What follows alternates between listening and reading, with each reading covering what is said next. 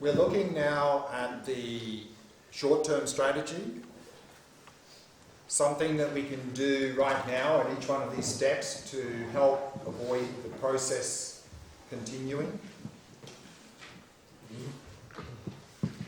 And now we're at step 4, and we saw there that, like step 2, one very effective thing to do is to simply observe when a mental affliction is arising. But of course, to be able to do that, we need mindfulness. So if we haven't done shamatha practice, we haven't strengthened our mindfulness, then we can have this idea, I'm just going to observe my mental afflictions when they arise, but it's simply not going to happen. Because before we know it, they would have got control of our mind and we're already out of control. Of course, the thing is to catch them before they take control of our mind. So we have this little window of opportunity, and if we've improved our mindfulness, particularly through shamatha practice, we can catch this window. We can catch them early. We can notice the beginnings of attachment, jealousy, anger as they arise. We're still in control. Then we can just watch them as they arise and pass. So that's one thing we can do. In addition to that, at step 4, there's a couple of other things we can do. One is what's often called apply antidotes. For example, one antidote to anger, which we already saw, was patience, is just remain calm when you're faced with a difficult situation. And one antidote that's often mentioned for attachment is the idea of impermanence, the idea that things are changing moment by moment. But again, if that's just an intellectual idea, I think that's not really going to help. But if we have meditated, and this is a vipassana practice of course, if we're meditated on the idea of impermanence and we've come to experience and taste experientially that things are changing moment by moment, and we can bring this into daily life, then when we see something that is attractive and we're getting some attachment, then we can start to experientially see that person or thing as something that's constantly changing. Which means then there's actually nothing for attachment to grab hold of, because it's just a flow of change there. So impermanence can be very effective as an antidote to attachment. But again, if you leave it as an intellectual idea, I think it's going to be difficult to use. But then there's another thing we can use here, and that's something we haven't talked about yet, but I'll just briefly mention it here. And that is, again, to use this Buddhist view of reality, this idea of emptiness, the idea that nothing exists independently. Like step 1, is to see everything what's called like an illusion, that things are not existing as they appear. For example, if we are getting angry at a person, when that's arising, we can investigate one of 3 things. We can either investigate the person that we're getting angry about, we can investigate the anger itself, or we can investigate the me who's getting angry. And look for that person, anger, or me that's getting angry. And if we can't find, meaning it's not existing independently, then that anger will dissipate. Because anger is on the basis of grasping to independent me, independent person. But again, to be able to do that, we have to have an understanding and experience of this emptiness. And if we have that, then we can do that at this time. And we'll, of course, talk much more about that later. But let's say we didn't manage to do anything at step 4, and we got to step 5. And now at step 5, I want to just focus on any harmful action.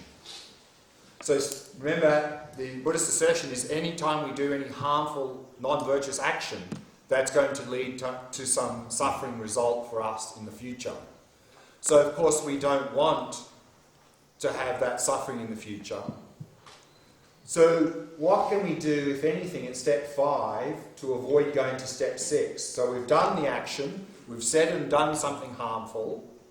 What can we do to prevent experiencing the suffering result? And that in Buddhism, of course, so remember, one of the principles of not wasted means that if we've done the action, definitely there's an imprint in our mind. It's not like some actions disappear. So what can we do to stop that imprint ripening as a suffering result? And that's the idea of purification, which I'm going to talk about now. Here's this question here. Sorry, were you asking a question what we can do? There seemed to be some question before that. No. Oh. Yeah. So if someone has a correct view, if someone has the correct view, correct or corrupt? the right view, Right view of emptiness? the interdependency, but still, can he feel the pleasant, or unpleasant? That won't change. Uh-huh. That won't change. Right. The view of emptiness is not changing this, it's getting rid of this. Uh-huh. So if we have a view of emptiness, it doesn't mean that suddenly we'll see everything as pleasant or neutral. No, that won't change. Mm-hmm. So, This is not the problem. Having pleasant, unpleasant, neutral feelings or experiences is not a problem. The only problem is this. This is what leads to this, not this. Feelings themselves are no problem at all.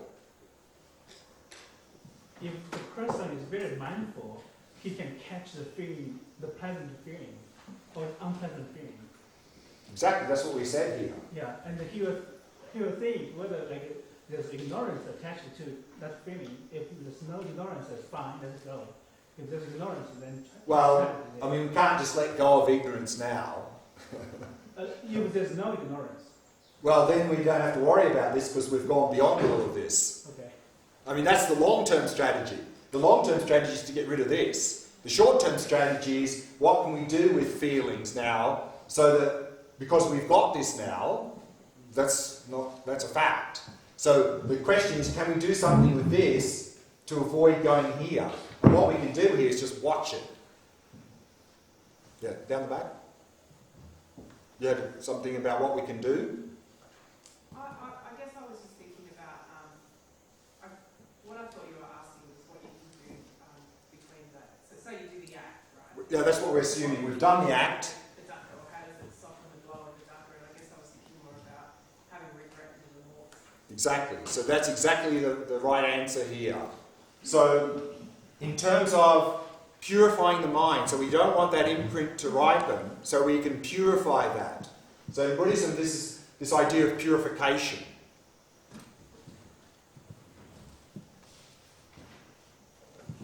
And there are 4 things we can do, and they're called the 4 opponent powers.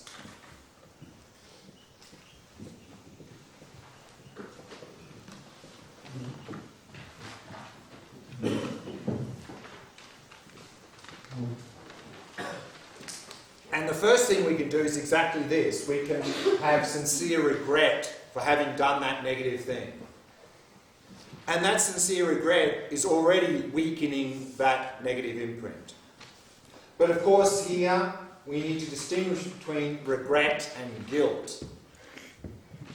So feeling guilty about things is not helpful. In fact, it's not going to purify anything. All that guilt will do is it paralyzes us and makes us feel bad. And it's not even looking at the negative behaviour. Because if we feel guilty, we're just focusing on bad me. So guilt comes from cognitive fusion. So guilt comes from a false, invalid perspective. We don't need to feel guilty about anything, ever. Unfortunately, it seems like over the centuries, guilt has been used by organisations and religion to have power over people. Because if we can put the guilt trip on people, we've got power over them. We don't need to feel guilty about anything. In fact, it's coming from a false, invalid perspective. Rather, have the correct perspective and acknowledge, I have done this harmful behaviour. And then, from that, we can have regret. Because regret is focusing on the behaviour. So regret is very helpful, and it will really help to reduce or weaken that negative imprint. So that's the first thing we can do, have sincere regret for having done that action. The second thing we can do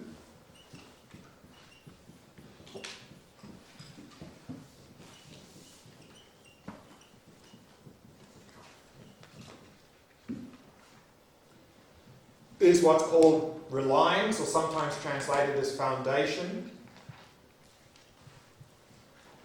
We all have a foundation or a positive direction that we're trying to follow our life. And if we've done something harmful, we've really sort of fallen down from that platform, that foundation, that positive direction in our life. So this second power is about picking ourselves back up and reaffirming the positive direction of our life. And in Buddhism, this can take on a very specific form, which we haven't covered the topics yet. But in a very simple way, let's say that the positive direction we want to follow our life is, I want to help others as much as I can. Good? But if we've done something harmful, we've fallen down from that. So this second power is about simply reaffirming that, is saying, I want to help others as much as I can. That also will help to weaken that imprint. The third thing we can do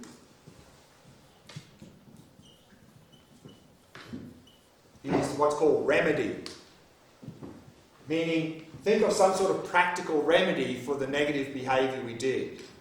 Ideally, something exactly positive opposite. For example, let's say we verbally abuse someone at work. Then a good remedy could be simply go and apologise. So try to do something directly positive opposite is the best. Sometimes, for whatever reason, that's not possible. Then, simply any positive action with a motivation of wishing to overcome that negative habit can be very effective. The long-term remedy or solution, of course, is this wisdom of emptiness, to come to realise the interdependent nature of reality. Because all negative behaviour is based on ignorance, distorted view.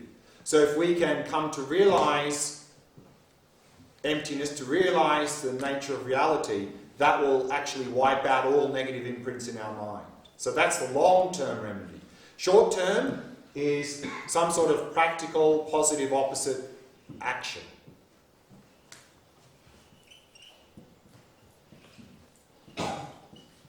And the fourth thing we can do is what's called resolve, which is to make a strong determination not to do that negative behaviour again. Now, if the negative behaviour we're doing is a very strong habit, there's no point in saying I'm never going to do it again. It's impossible. So if it's a very strong habit, set a time limit and say for the next week I'm not going to do that thing. If that's way too difficult, for the next day I'm not going to do that. If that's way too difficult for the next hour, I'm not going to do that. If that's way too difficult for the next 5 minutes, I'm not going to do that. Set an amount of time that with effort, normally you can manage. And then over time you can extend 5 minutes to 10 to 15 to an hour, a day, a week, a month, a year, the rest of your life. And that way we can even start to break very strong habits. So whenever we do something harmful, if we go through these 4 points, that would be a very effective way to purify our mind of negative habits, negative imprints.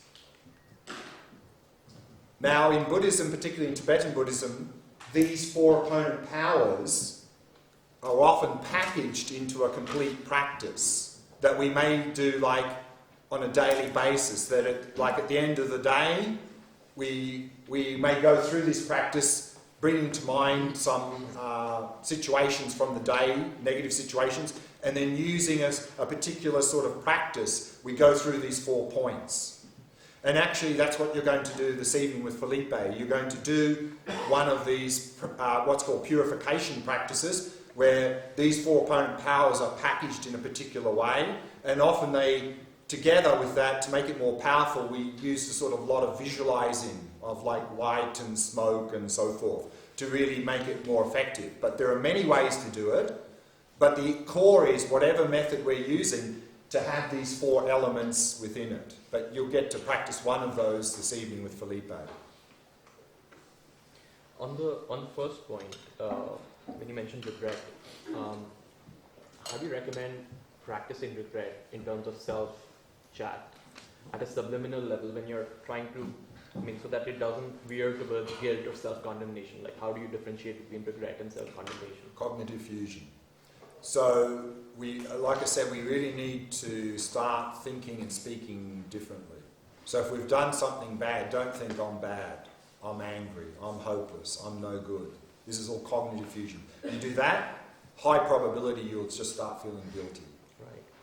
And of course, the whole guilt thing is being pushed onto us by society and religion and so forth, and so it's quite inground. So rather, soon as we've done something negative, rather than think I'm bad, better is I've done a bad thing. Even better, a bad thing has happened. You know, because as soon as you put the I in you'll do the cognitive fusion. You just, instead of saying I did a bad thing, even better is that was a really bad thing to do. I mean, it's obvious it was you, but as soon as you say I, because we have such a strong habit of cognitive fusion, even if you say I did a bad thing, what that's going to translate is, oh, I'm a really bad person. So if you just say that was a really bad thing to do, I regret that. Just start doing that way, and you'll find that if you keep doing that, you'll find that more instinctively, instead of feeling guilty, you'll start to just feel regret. But it'll take time, because this whole cognitive fusion guilt thing has been ground into us often, unfortunately. Right. When you talk about the remedy, and you mentioned understand the empty nature. Well, that's a long term. Long I mean, term. short term. Yeah. Yeah. Is there like an intermediate term? Say, take a good lesson of the bad action. Like, so, for example, I did this because I feel, say, insecure and how everything like developed and where I should cut. You've lost me now. So you've done something harmful and you want to do what? So I haven't reached the stage of knowing the empty nature. Right. But I try to figure out where I did wrong. Right. Well, an intermediate. Well, I think here, what an intermediate step would be to use the compassion wing, and we'll look at. We haven't looked at that. That's going to come tomorrow. So that can be something more intermediate. Can you explain again number two? Number two. Yeah, number two. Reliance. It means to basically reaffirm our positive direction in life.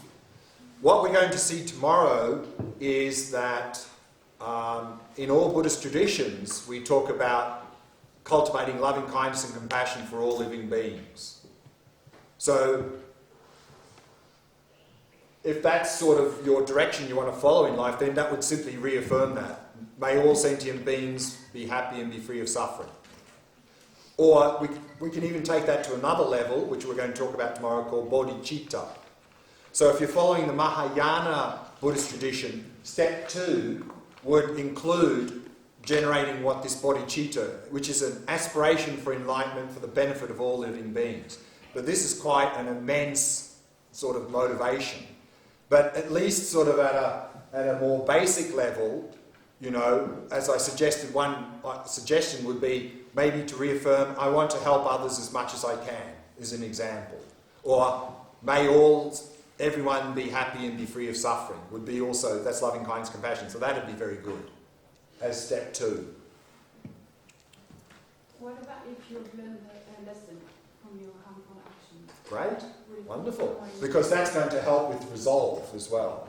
Because that, therefore, you don't, because you learnt that, you don't want to do it again because you see that it created so much harm, and that would help with step 4. On Tushita's main gate on Parampur side, there is a saying written which says that if you read these words by Buddha, 100,000 eons will be purified. I was just wondering, how is that even possible? Yeah. So for me, that sort of thing is like helping us to understand the idea of purification.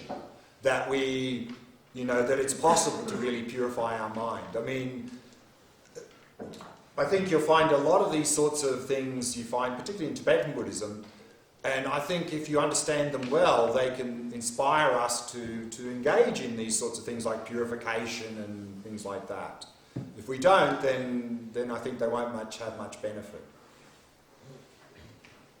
Is regret only focused on the bad action or Hopefully. against the... But unfortunately, sometimes people regret good things they did. And if we do that, we're also going to weaken the good imprints in our mind.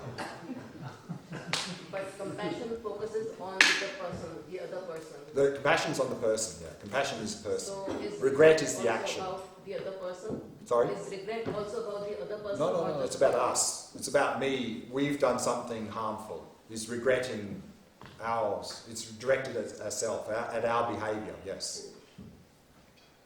Can you please repeat the third point for me? Third remedy is to do some positive opposite.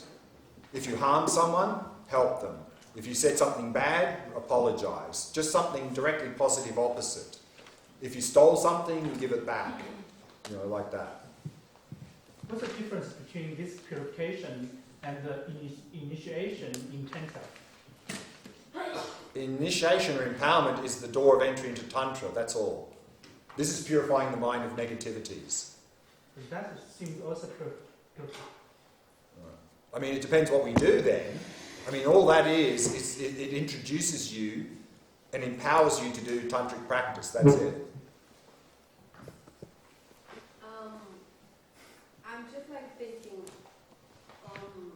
how to be compassionate with ourselves when we're doing this process. Sure. And at the end, how everything reconciles. Because if someone is like acting with anger toward us, with wisdom, we'll be like, okay, everything is interconnected. Actually, I'll not do cognitive fusion, so I will kind of like, okay, separate things, right? Not separate, Not distinguish. Separate is... Distinguish things. Now, when it goes about us, should I also just distinguish? Absolutely. If we don't, instead of regret, we're going to feel guilty and we're just going to feel bad. We're not going to even do any of this because we just feel bad. It'll paralyse us. I'm really a bad person. Okay. So exactly this is the point, is if we do the cognitive fusion, you won't be able to do this. You'll just feel guilty and you'll beat yourself up. You won't be able to have forgiveness and compassion for yourself because you say, I don't deserve it because I'm a bad person. No such thing as a bad person. There's only people who sometimes do bad behaviour. And if we avoid the cognitive fusion, then if we really avoid it, then instead of immediately having guilt, we'll immediately have regret and we'll have compassion immediately, and at the same time we'll address our negative behaviour and make a strong determination not to do it again. But if we do the cognitive fusion, I think this is not going to work at all. We just do the guilt trip. It's kind of sounding like it also depends on your actual outlook on life. So, for example, if you're an optimist or a pessimist, like if you're a pessimist, you're going to think that you've done way more bad things than maybe than what you actually have. Whereas if you're an optimist, you can say, oh, do you know what? I'm going to give myself a break. That was a silly thing to do, but I'm not going to do it again. Instead of like then beating yourself up, which also comes from positive and negative language that we use as well, and the imprint that leaves on our mind. So I think, yeah, like I'm just sitting here just thinking it all through, and it really comes down to the way that you view situations as well. Right, but whether we're optimist or pessimist, if we do cognitive fusion with either of those, it's going to be a big mess. So if we avoid the cognitive fusion, I think it'll be a lot easier. Whether we think, and of course, I think a lot of pessimists are doing cognitive fusion all the time. So I think if we drop the cognitive fusion, I think a lot of the pessimism will evaporate because we'll see things, because what we're doing is some negative things are happening for us and others, and we fuse with that, and then either I'm a bad person, they're a bad person, the world is a bad place. Of course we're going to be pessimistic because we've identified with the negative. So you do cognitive fusion and our high probability of focusing on the negative in our modern world, I mean, the only logical outcome is pessimism. But of course, the solution is not then do the other side to fuse on the positive. That's not going to be the solution. Rather, drop the cognitive fusion and have a balanced, reality-based view of ourselves and the world. And then no matter how bad we think it is, we can change, we can improve. Yeah? Otherwise, cognitive fusion is really not, well, it's an invalid perspective anyway. You said the other day that is cognitive fusion and the correct perspective. Is the correct perspective has like some name of some No, just correct perspective? Is to distinguish person from behaviour. Okay, That's thank all. you. I just wondered what your thoughts were when you mentioned cognitive fusion. There's obviously a lot of different parts of psychology which affect it, like framing biases, tons of different cognitive theories, not just versions of good and bad. I just wondered whether Buddhism, you had any thoughts beyond good and bad. For example, I feel like good and bad's quite an on-off concept, and our brain can be influenced by shortcuts by many different things. I just wondered if you had any thoughts on that. I'm not sure I understand the question. Basically, I simply wondered whether the brain makes many shortcuts to make decisions. This is influenced by many different cognitive effects. Some of these are because of bad and good. For example, you can be framed by something good or bad. You can also be framed by many different elements. I simply wondered, for those different elements that we're not recognizing as good and bad, whether you had any other thoughts about how to deal with that. And then we saw that yesterday in the 6 factors, how much we're affected by media and society, and we think we're not affected. Of course, we're heavily affected. And of course, in terms of training our mind, what we saw briefly was that we need to bring that threshold down, because as long as it's high, then all of these things are going to come into play and we won't have any really control. But if we can really bring them down, and from a Buddhist perspective, even bring it much lower than the subconscious mind to a more subtle level of mind, then we're beyond all of this sort of thing. It's because that happens at a higher level, those things that come into play. So the more we bring it down, the less that will affect, and then we can really start to transform the mind at that level. Because as long as we stay up there, all of these things are going to create problems and derail us. That's why if we just leave it as intellectual understanding, nothing's really going to change. So that's the key, is to go down below all of that stuff. Difference between number 2 and number 4, reliance, resolve. Yeah. Reliance means to reaffirm the positive direction of our life, and resolve means to make a strong determination to stop that negative behaviour. So let's go down to step 6. So let's say we're at step 6. And step 6 is, and again, now I only want to focus on, we're currently experiencing some sort of unpleasant, painful, physical or mental experience in the moment. We're in that experience in the moment. Can we do something practical to reduce suffering? Or nothing to do? Any ideas? So we're in the moment. We're currently experiencing some sort of unpleasant, painful, physical or mental experience. Can we practically do something right now to reduce level of suffering, or there's nothing to do? Maybe not identifying with our emotion, like seeing our ego like a paranoid illness, and just that the ego is not real. Yeah, I mean, this is at a deeper level, and this is what we're going to talk about day after tomorrow. It's this sort of grasping onto this independent me, we can use the word ego if we want, that actually is the source of all this suffering. So if we can start to release that through this understanding and experience of emptiness, you'll find less suffering. So, but there's a few things we can do that are a little bit more easy than that. We can understand it's temporary. Temporary, exactly. The idea of impermanence, that this too shall pass. That this can be very helpful to reflect on impermanence, but there's something even more simple than that.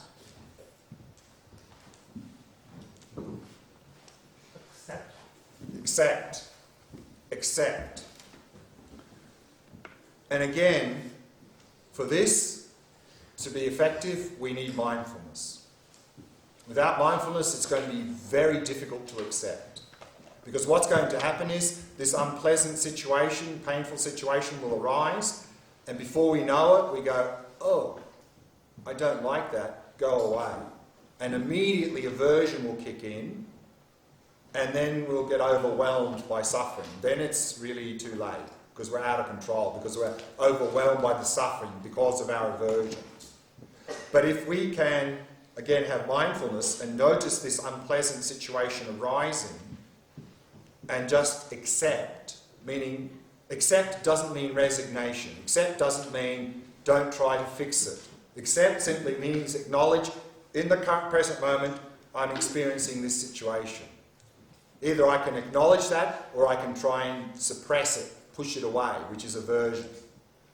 So with acceptance, we can follow advice, some very good practical advice from this great Indian master Shantideva from the 8th century. He said, if a situation can be remedied, why get upset? Just fix it.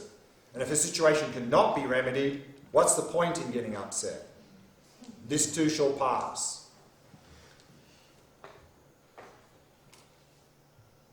And if we can accept, then we're not having aversion, which means we're not magnifying suffering. And this was something very much highlighted to me many years ago when I did a Goenka Vipassana retreat next door here. Just before I went into that retreat, I hurt my knee in a sporting accident, so I could only sit for maybe 15 or 20 minutes and my knee got very painful. I had to keep shifting. But partway through that retreat, they introduced these 1-hour sessions of strong determination to sit still for 1 hour and don't move. And at that time, the practice was scanning the body, noticing sensations in the body. And part of the instruction was, if you got to a part of the body with strong sensations, just stay there a little bit longer. So I was doing this scan, and after about 15 or 20 minutes, the knee started really hurting a lot, like overwhelming pain. But what happened was, when I scanned and I got to that point, if I had mindfulness, only if I had mindfulness, I just stayed there. And I just observed. And then what happened was, instead of a singular, solid, intense pain, it started breaking up into smaller bits of pain. And if I had very good mindfulness, it simply broke up into thousands of intense sensations, which actually in a kind of way were actually quite pleasant. They were intense, but I found them quite pleasant. I mean, it was obviously signalling to me something, so I wasn't ignoring. And as long as I could maintain mindfulness, I could quite happily sit there and have virtually no suffering. But as soon as my mindfulness went, and then my mind goes, oh, hang on, that's pain, I don't like pain, go away, then it was immense suffering, like overwhelming suffering. Overwhelming. So I can honestly say in that situation, I'd say at least 95% of the discomfort I was experiencing was self-induced because of aversion. So if we can practice acceptance, we'll dramatically reduce the level of suffering because of no aversion. Of course, we can fix it, we fix it. If we can't, it'll pass. But there's something more we can do. And that is, we've mentioned here, one thing we can do is using this Vipassana practice, this emptiness practice. But again, only if we have an understanding and experience of emptiness. If we're having this experience, we can look for the me who's experiencing this. And if we can't find, then we're releasing the grasping, and it's the grasping to independent me that causes the suffering. So if we can release that, again, all that we're going to notice in this situation that I showed, all we're going to see is intense sensations that won't cause any suffering. That's it. But we can do something also in a practical way, from the compassion wing of practice. And it's a practice that we haven't done yet, but we'll do it tomorrow, but I'll just briefly talk about it now. And that is that, let's use the example, we've got a migraine headache. Of course, if we go, oh no, not that again, we're magnifying suffering. So first step, acceptance, and go, okay, migraine headache. Can I fix it? No. My experience is medication doesn't help. It will pass. And then we can practice acceptance and not have aversion and magnify suffering. But in addition to that, what we can do is we can say, okay, I'm not the only person on the planet with a migraine headache now. There must be thousands of other people with migraine headaches, maybe much worse than mine. By me willingly accepting my migraine headache, may all others be free of theirs. So this is compassion. So we can use that difficult situation to cultivate compassion. And in addition, what we often find is now, because we're focusing on others, and we're not so obsessively self-focused, with the compassion of others, often that even overwhelms any level of discomfort we may experience. So not only are we having this as an opportunity to cultivate compassion, but also that can even overwhelm more discomfort, make the discomfort even less. So these are some of the things we can do at step 6, and we're going to talk about both of those in more detail tomorrow and the next day. So this is some short-term strategy that we can use at each one of these stages while we're working on this long-term strategy of overcoming ignorance through this wisdom practice, the Vipassana practice of emptiness, which we're going to talk about in a lot of detail day after tomorrow. So what I'd like to do now then is go to the next topic. So far we've been talking about the first 2 noble truths. We've talked about the first noble truth, that we're stuck in this situation, this state of dukkha. We're stuck in this state because of our mental afflictions, at the deepest level because of our distorted view of reality. But the Buddhist assertion, of course, is that we're not just stuck in this state in this life, but we are cycling in this state life after life after life. And so what I'd like to begin now and continue this afternoon is look at how we are cycling in this state of dukkha life after life after life. And so I'd like to begin by first explaining a little bit what the death process looks like from a Buddhist perspective.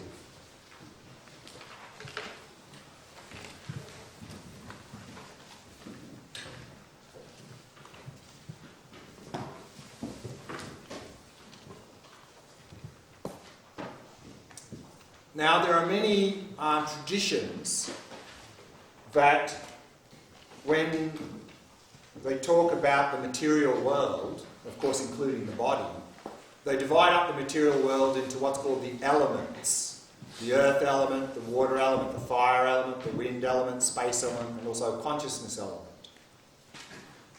And what we find is that when we're going through the death process, that each one of these elements, which of course are aspects of the body as well, loses its ability to function at different stages. So we could talk about going through 4 stages of the death process where this body we have is shutting down.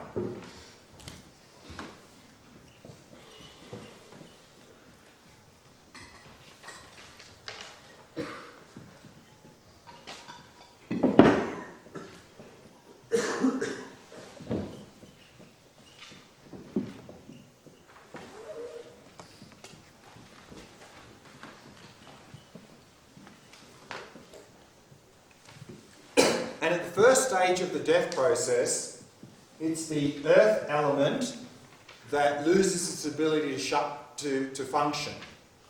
And the earth element with respect to the body, of course, is the solid aspect of the body. And when that happens, then there are what's called outer sign and inner sign. Outer sign is what's going on in the person's body. Inner sign is what's going on in the person's mind at that time. So when the earth element is shutting down, is ceasing its ability to function, there are a number of outer signs, but just to give one as an example, is that often when this is happening, the person experiences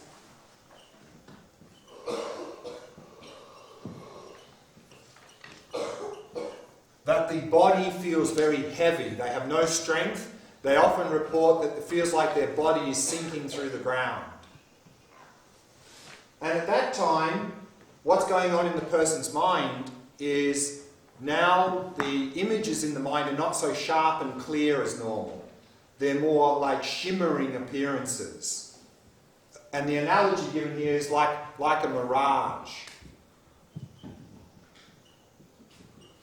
For example, you know, when we look out on a sandy plain, hot day, it's sort of shimmering. There seems to be water out there and it's shimmering. So similarly, the appearances in the mind are now not so clear and solid anymore. They're more shimmering appearances in the mind. So this is, of course, we're not talking visual, we're talking internal, mental. At the second stage, Is there a time frame on these stages? I'll talk about that shortly when I've finished. At the second stage of the death process, it's the water element that is shutting down, ceasing its ability to function. The water element is the fluid aspect of the body. And so one of the outer signs here is that the fluids begin to dry, so, you know, no saliva, dry mouth, so forth.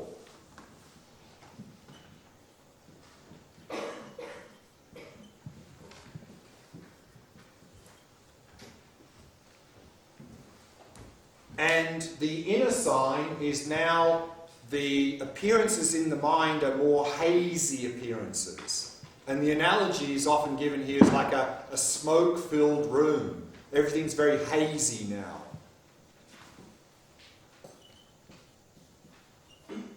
What is the last one? Fluids begin to dry. The body fluids begin to dry up. The third stage of the death process, the fire element, is losing its ability to function. The fire element, of course, is the heat aspect of the body. And so one of the outer signs here is that the body loses heat. In fact, the extremities of the body start to get cold.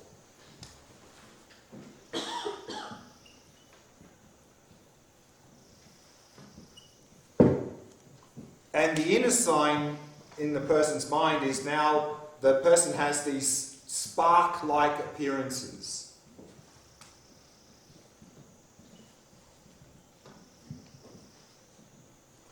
At the fourth stage,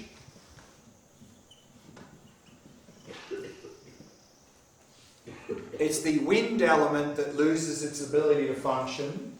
And the wind element with respect to the body, of course, is the breath. So the outer sign is that the person stops breathing.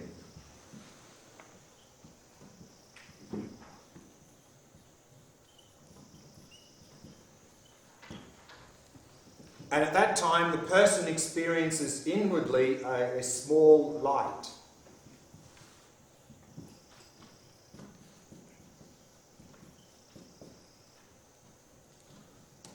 Stop breathing or feeling breathlessness? The breathing stops. So breathing stops, brain activity stops.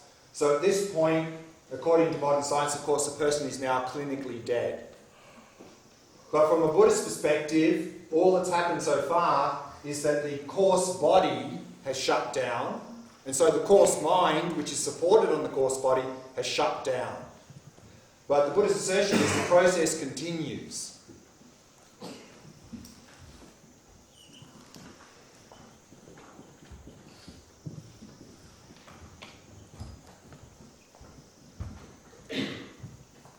Because the assertion is that over the next 3 stages, the subtle body is now shutting down. The subtle body is what's made up of a few things. There's what's called channels. They talk about a central channel, 2 side channels and channels going out from that. And within those channels, there's subtle energy. Prana is moving. And then along these channels, the central channel, there are these constrictions called chakras. So this is the subtle body, all this subtle energy moving in these channels. And what's happening is that this subtle body over the next 3 stages is shutting down. The first of those, the 5th stage, called white appearance, is that what's happening is all the subtle energies in the upper half of the body are withdrawing into what's called the central channel and moving down to the heart chakra. And because of that movement down, and of course here, there's no longer any outer sign because the coarse physical body is completely shut down. But what the person, during that phase, what the person experiences inwardly is a pervasive whiteness experience.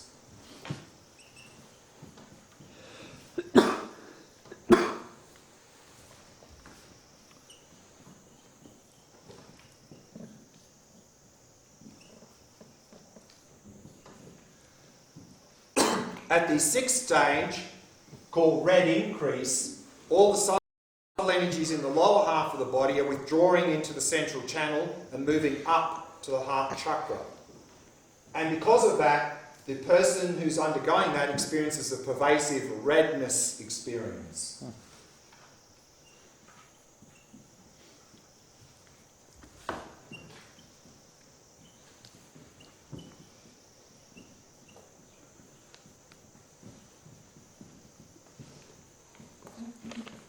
At the seventh stage, called black near attainment, what's happened now is all the subtle energies have come to the heart chakra and are enclosing the heart chakra. And due to that, the person who's undergoing that is experiencing a pervasive darkness.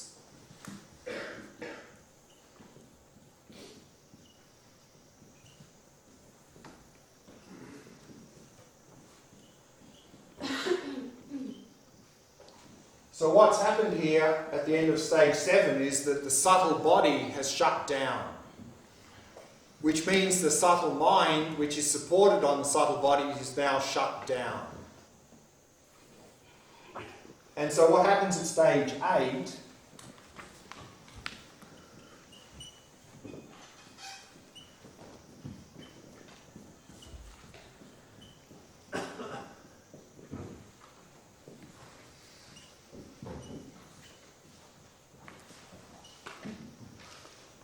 which is called the clear light of death. Now what's happened is the heart chakra opens and the very subtle mind becomes active. And the very subtle mind is supported on a very subtle energy there. And the person at that time experiences clarity.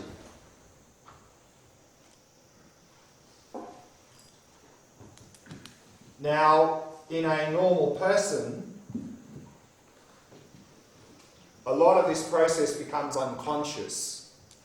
Just like when we're falling asleep, well before we're asleep, we're not aware that we're falling to sleep. It becomes an unconscious process. Very, very early in the falling asleep process, we're not aware that we're falling asleep. It becomes unconscious. The process continues. So similarly here.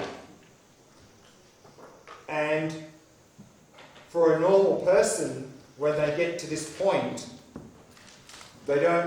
The mind there doesn't stay very long, and then very quickly that disconnects from this body and moves on into what's called the intermediate period, what's called Bardo, but we'll talk about that shortly. But a few more things to talk about here first. How long does this take? These first 4 stages, depending on the type of death process a person is going through, could be very quick or it could take a long time. People can hover in these states for maybe days or weeks.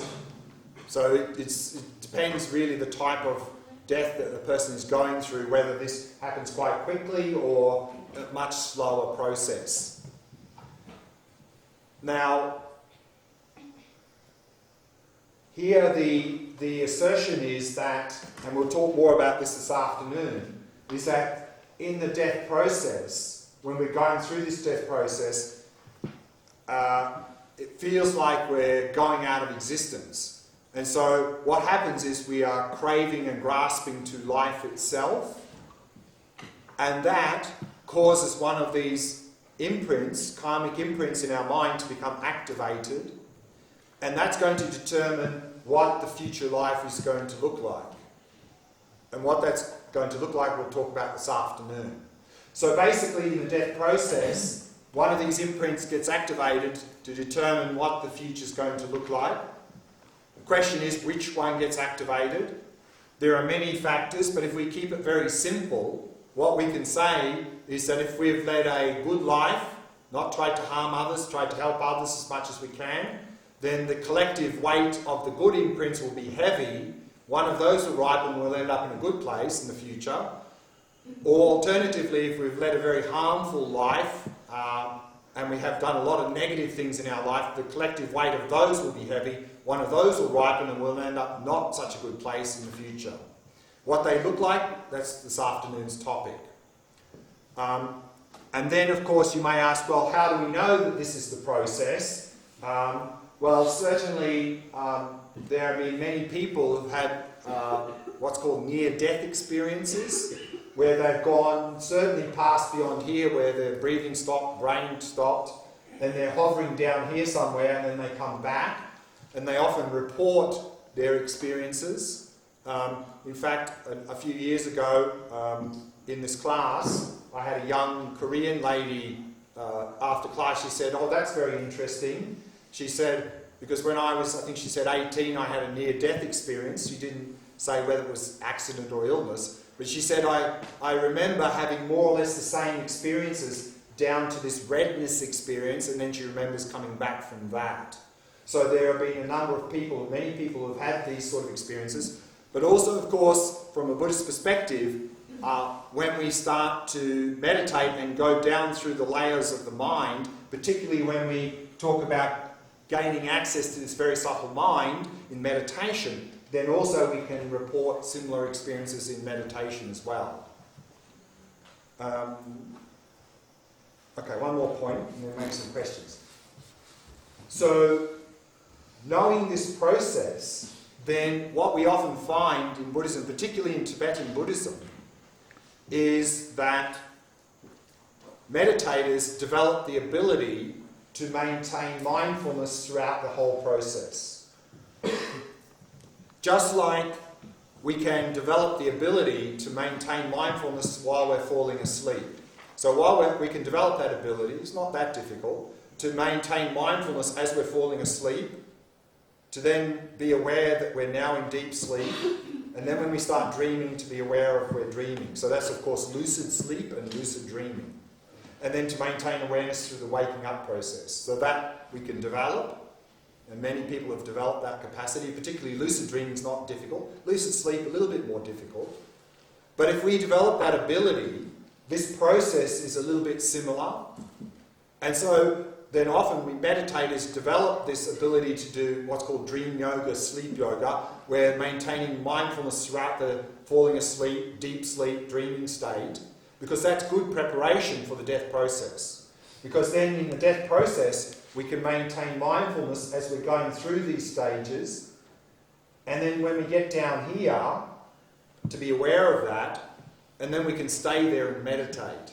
Because this very subtle mind is the most powerful mind. And if we can gain access to this, we can accelerate the spiritual path. In fact, in the best case scenario, someone who can do this during the death process and meditate here can achieve enlightenment at this point.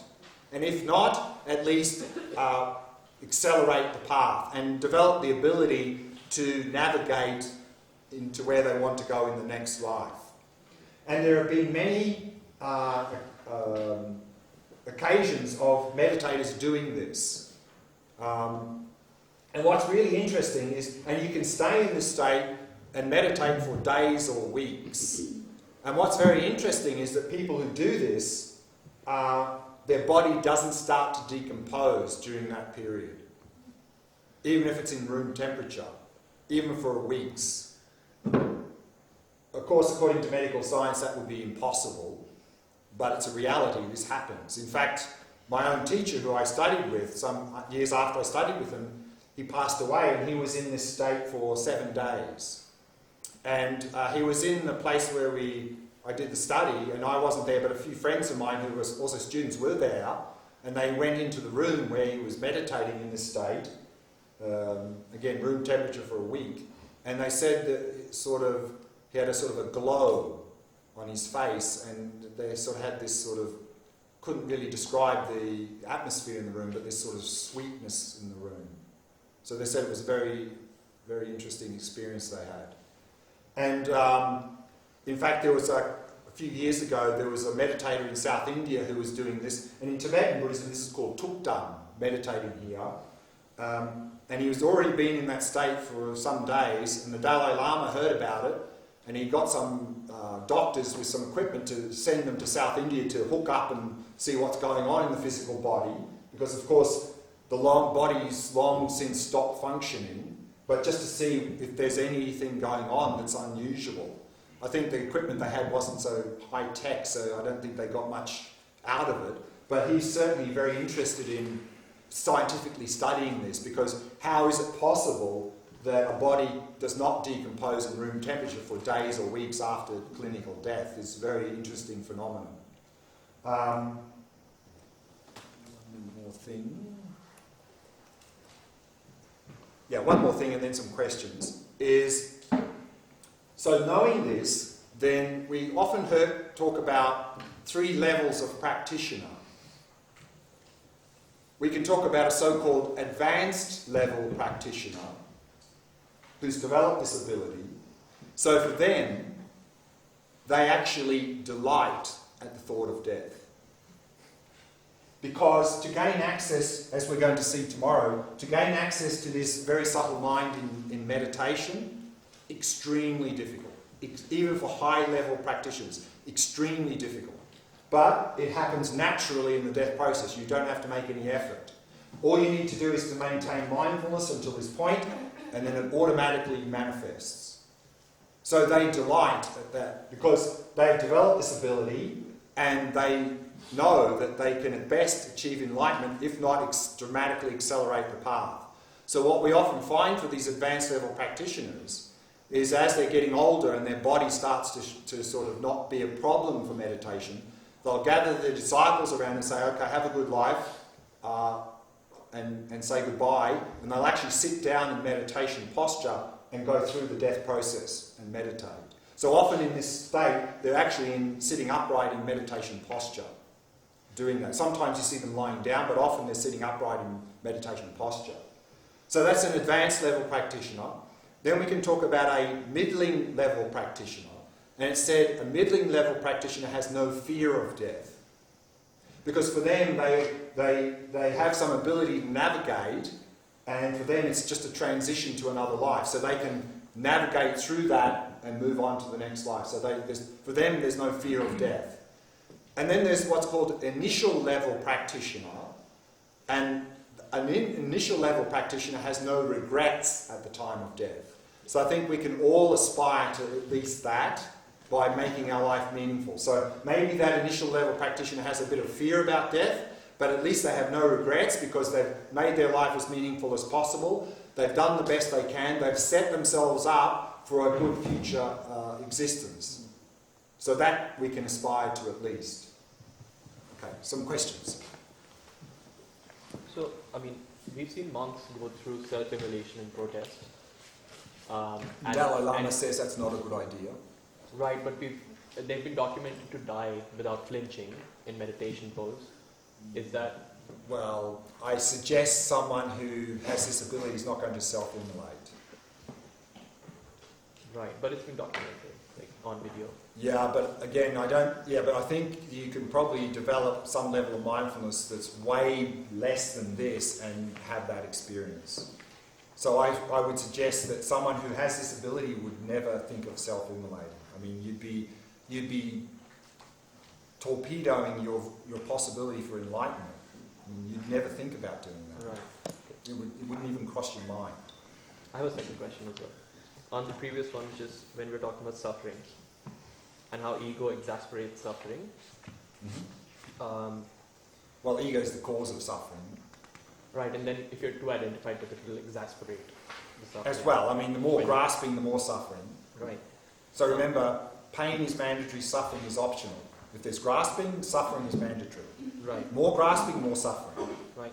So if you look at babies or children, they usually egoless and they don't identify themselves in first person. That's because they haven't, we're going to talk about this, it's not because they're in some pure state, it's because they haven't developed the ability to distinguish themselves. Right. So it's not going back to that state, it's... That's the pre-trans fallacy. Right. We don't want to go back to that state because that's pre-being able to distinguish. We want to transcend. Right. Okay. Yeah. Who was the person that got these studies? Oh, I don't remember his name. It was some meditator in South India. You don't know what the results? Well, I think they found some anomalies, but I never did see... I think the equipment they used was quite primitive, but there was some anomalies. And one of the things they often find... Because the thing is, if someone's meditating like that, you don't want to disturb the body. And usually if it's a meditator, they have people around them taking care. But then at some point, the person finishes the meditation and leaves. So they need to know when have they left. And there's a few things they do. One is that while they're there, they often find there's a little bit of warmth around the heart chakra area. That's often common. And of course, if the body starts to smell, to decompose, then they've long gone. So that's another sign that they're no longer there. I don't know if it's true, but once a person told me a story, maybe it's a fairy tale, about two monks, and they meditated for 7 days in their house, and then they took the rainbow body. So Rainbow body, that's there was enlightenment. just the hair and the nails were just there. And Yeah. so it's true. Yeah. Well, I don't know if that story's true, but in Buddhism, particularly we find this in the Nyingma school of Tibetan Buddhism, who practice Dzogchen. They talk about that one way in the process of actually achieving enlightenment, and it's one of many, is that this coarse body dissolves and you end up with either nothing or just the nails and the hair left behind. That's in the process of achieving enlightenment. And It's they called also rainbow go through body. these stages here, right? These. Yeah, someone who's going in that would be certainly in this state here. Yeah. They'd be meditating, and then through that, then this would happen as a side effect. Yeah. Would you mind just recapping points 5, 6 and 7 on the relations to the energies in the Right, heart? yeah. So, and we find that, at each level, we have a physical support, a body and a mind. So here, the physical support, the body is this body, and the mind is the one that's active now, the coarse mind. And of course, when this body shuts down, the coarse mind, which is supported on this, is shut down. And here we have subtle mind and subtle body. And often in Tibetan Buddhism, the analogy here in Tibetan is called lungcha, winged horse. So sometimes you see a horse with wings. So that's symbolized in the subtle energies, and the mind is like the rider on the horse. That's the symbolism in Tibetan Buddhism. So what's happening here at white appearance is all these subtle energies in the upper half of the body are withdrawing to the central channel and moving down. Red increases, all the subtle energies in the lower half of the body are going to the central channel and moving up. And at black near attainment, all the energies are surrounding the heart chakra. And then the next stage, it opens, which is the clear light of death. I was told that each stage of death can be described as heaven or hell or heaven realm, and depending on how long you grasp them, it determines how long the whole process is. I was wondering if that's true. That's possible. I don't think I've heard that explanation. So I can't really comment too much about that. If you go through the whole process with fear. Fear? Yeah. Do you attain the clear light stage? Yeah. No matter what your experience is, everyone goes through this. But of course, and this is, there's a lot of emphasis in Buddhist cultures if someone is going through this, is to be very supportive of them. To help them to go through the process in a better way. And certainly what we don't want to do is if someone's passing away to be around and being hysterical. This is not good for that person. So what we want to do if we're around people who are going through this is to be very supportive. And one of the things that a lot of fear is, again, this grasping. And so if we can let them be very supportive environment and tell them everything's okay and to let go, that's going to be the best. I mean, if they're Buddhist, there are extra things we can do, but in general, that would be the minimum we could do, is provide a supportive environment for someone who's going through that process. Would the clear light stage still feel pleasant to them? Well, again, most of this would be unconscious, Okay. and they would, for a normal person, we sort of go quickly out of that and into the next state, which is I'll talk about right now, called the bardo. So yeah, if you're having that moment close to that and you're very like, I don't know, not calm, very disturbed, and yeah, you have fear of it and all, Right. can you get not lost, but like really have a very bad experience when it goes Sure. I mean, already you're having a bad experience. So yeah, that's why it's helpful for us. I mean, the thing is that, the really unfortunate thing in the modern world is that we have sort of try to hide death. Any sign of death, we hide it. Corpse, oh no, put that away. And even now, like old people, oh no, that'll remind me of death. Put them in an old age home, I don't want to see that. And we really hide death. So much so that a few years ago, I can't remember, I was teaching, I don't know what the topic was, but I remember at one point I said, we're not even sure we'll be alive tomorrow. And at that point, there was a lady in the group, she gasped, she went, ugh. And after class, she came to me and she said, oh, I'm sorry about that. She said, I'm from Singapore, and when I grew up, it was forbidden to speak about death at home, forbidden. And she said because of that, now she has a lot of fear and anxiety about death. So that's very tragic that we sort of try and push it under the carpet, because all that happens is we have a lot of fear and anxiety about death. So rather to acknowledge death, and actually if we acknowledge death, it can provide a lot of inspiration to us. For example, people who had near-death experiences have directly seen death and come back. Often their lives are completely transformed because they understand the preciousness of their life and they're full of enthusiasm to make their life meaningful. So if we acknowledge death, then it can be an inspiration to us to make use of what time we have. And if we understand the death process, we can even prepare for death well, so that we can go through the process well, and we can help support others who go through the process.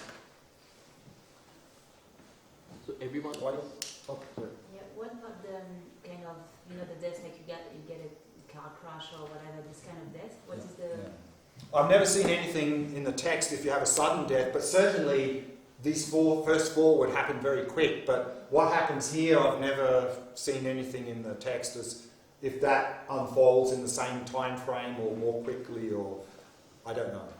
I've never. What's the reason why? Like, how do you in Buddhism? How do you explain that this can happen, like a sudden death, you're young or whatever? Like, causes and conditions, causality.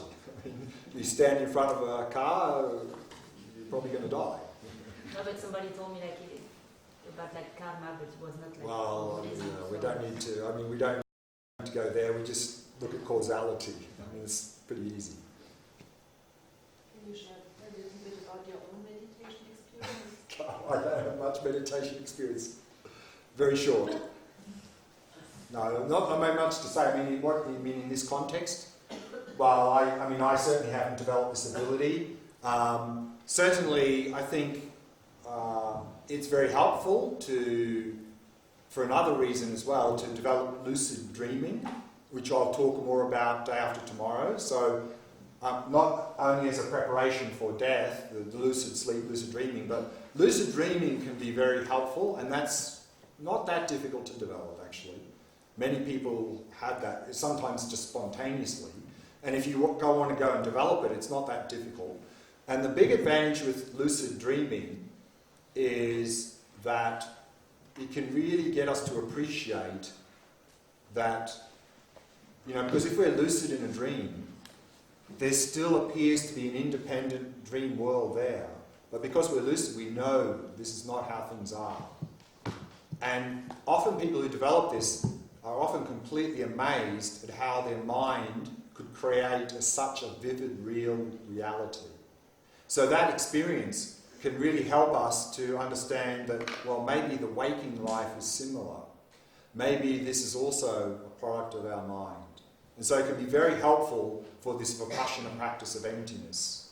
And at a deeper level, if we really develop the lucid dreaming well, we can even use lucid dream to meditate as a meditation practice. In fact, some highly realized teachers actually, or practitioners, spend a lot of time in what they seem like sleep, but actually they're doing dream yoga. They're actually doing high-level meditation practices in a dream state. Because in a dream state, the mind is more subtle and it can be more powerful.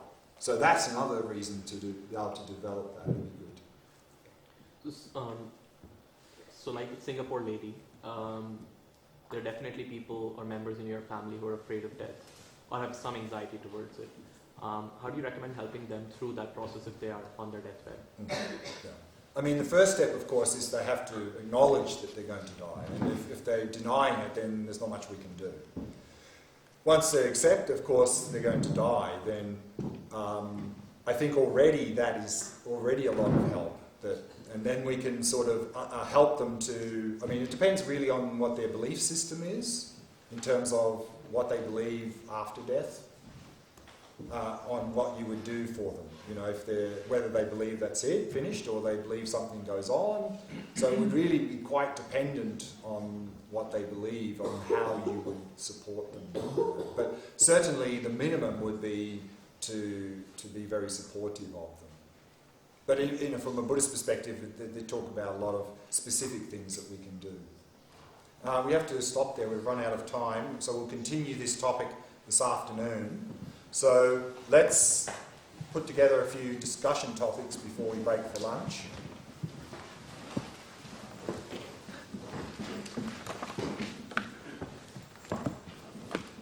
So this morning we saw that as part of an effective short-term strategy, one key thing is mindfulness. Without that, it's difficult to do anything.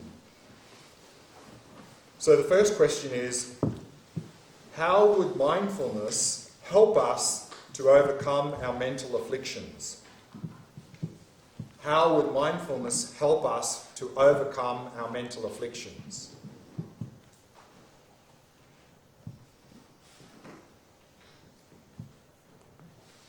And the second part of the first question is, what other benefits does mindfulness bring us? What other benefits does mindfulness bring us?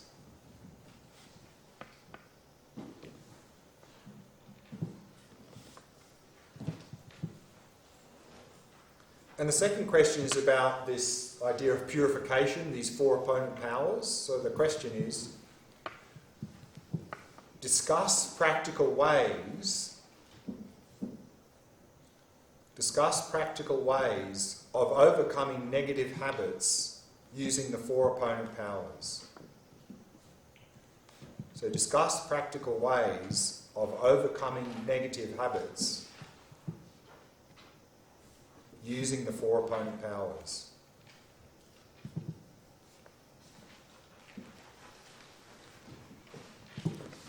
And then just now we've started to talk, and we'll continue about this afternoon, talk about this idea of death and rebirth.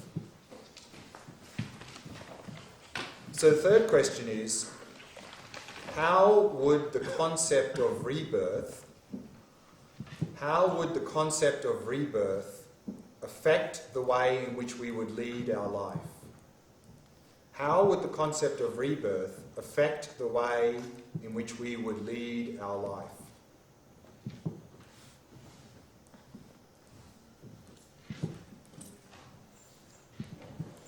And the second part of the third question is, if we have no belief in rebirth,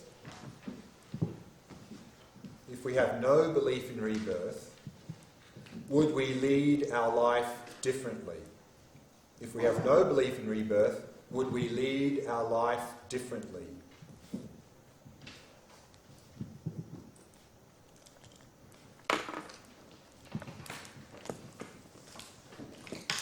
So So let's break for lunch there, and then I'll see you back at 3:30.